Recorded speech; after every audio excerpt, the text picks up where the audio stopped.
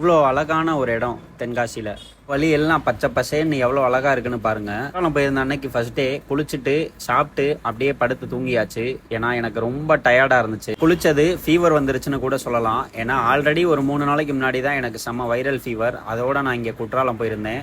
வச்சு night manage பண்ணியாச்சு. அடுத்த நாள் காலையில நான் குளிக்கல, எனக்கு வந்து ஒரு நல்ல பிளேஸ்க்கு மட்டும் கூட்டு போங்க அப்படின்னு சொல்லியிருந்தேன். டிராவல் பண்ணக்கூடாது, பக்கத்துல இருக்கணும் அப்படின்னு சொன்னால அங்க இருந்தவங்க அண்ணன் கிட்ட டிஸ்கஸ் பண்ணி இந்த பிளேஸ் ஓகேன்னு பிளான் பண்ணிட்டாங்க. நம்ம வச்ச ஒரே ரெக்வஸ்ட் என்ன அப்படின்னு பார்த்தீங்கன்னா, யாருமே இருக்கக்கூடாது, கூட்டம் இருக்கக்கூடாது.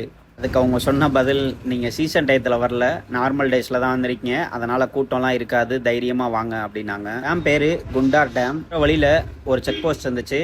பைக்குக்கு 10 ரூபா சார்ஜ் பண்ணாங்க, காருக்கு 30 ரூபா. கீழே ஒரு டீயும் சாப்பிட்டு அப்படியே இங்கேருந்து நம்ம மேலே கிளம்பியாச்சு. இடத்துல ஒரு பிரைவேட் ஃபால்ஸு, ஒரு பிரைவேட் ரெசார்ட் ரெண்டுமே இருக்குது. ஆனால் அது க்ளோஸ் பண்ணியிருந்துச்சு. அதனால் நம்ம அதுக்கு கீழேயே பார்த்துட்டு வந்துட்டோம். மேலே எல்லாமே யூஸ் பண்ணுறது ப்ரைவேட் தான், அவங்களுக்கு தேவைக்கு மட்டும் யூஸ் பண்ணிப்பாங்க போல்.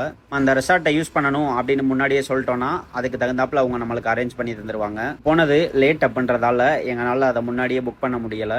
ஓன் பர்பஸ்க்கு யூஸ் பண்ணுறதால ஒரு டிராக்டர் எப்படி வந்துட்டு இருக்குன்னு பாருங்கள். அந்த ரோட்டில் 2 கிலோமீட்டர் இந்த மாதிரி நடந்து போகிற மாதிரி தான் இருந்துச்சு. அதுக்கு மேலே இந்த ஃபால்ஸ் இருக்குது. அந்த ப்ரைவேட் ஃபால்ஸ்லேருந்து வர தண்ணி தான் இது கீழே. இந்த ப்ரைவேட் ஃபால்ஸில் நிறைய பேர் குளிச்சுட்டு இருந்தாங்க. அதனால் நான் அதை வீடியோ எடுக்கலை, நிறைய லேடிஸ் இருந்ததால்.